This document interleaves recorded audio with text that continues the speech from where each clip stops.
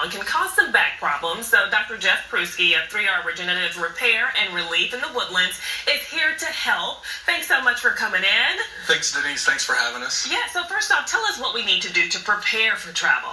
Well, one of the big things is when we first get ready for travel, it's what we can do even 24 hours or 48 hours ahead of time, particularly if we're doing long-distance drives or transatlantic flights, is to stay hydrated and make sure you get plenty of rest, because many times with there's layovers or things, but you don't get sleep, so we want to make sure everybody's rested and hydrated, because that way the body can be effective in the way it needs to be able to handle the long periods of sitting and lifting and things like that. And so what are some things we should avoid during travel as well?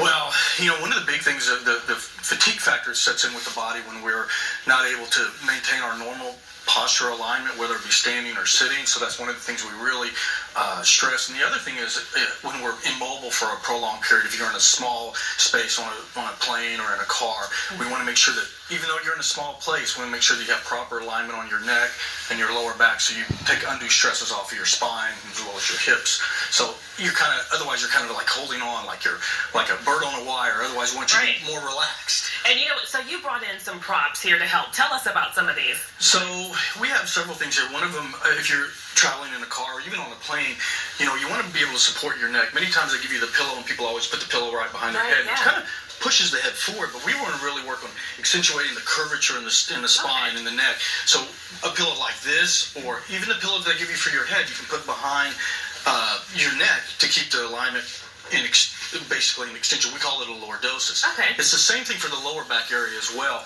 and we have some really nice things for that can be deflated. It's a little like an exercise ball. Can be completely deflated, or you can blow it up to halfway or a full way, depending on what you're wanting to do with the ball.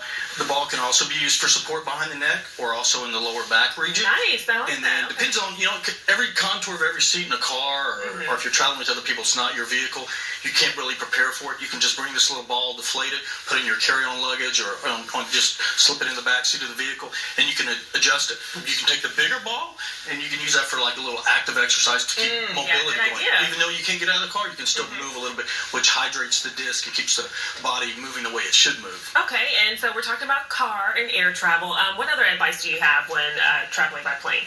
Well, one of the things like this bag, we always say, particularly if you have shoulder problems or lower back problems, it's always better to bring smaller bags, or even ones that have a handle that can extend far and have wheels, so we can roll with that. Right.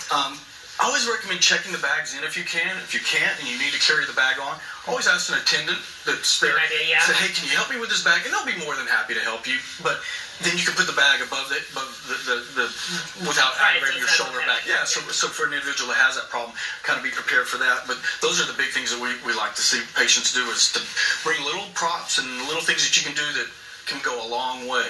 All right. Well, thank you so much. We appreciate all the good advice. Well, thank you. Thanks for having us. All right, Sally.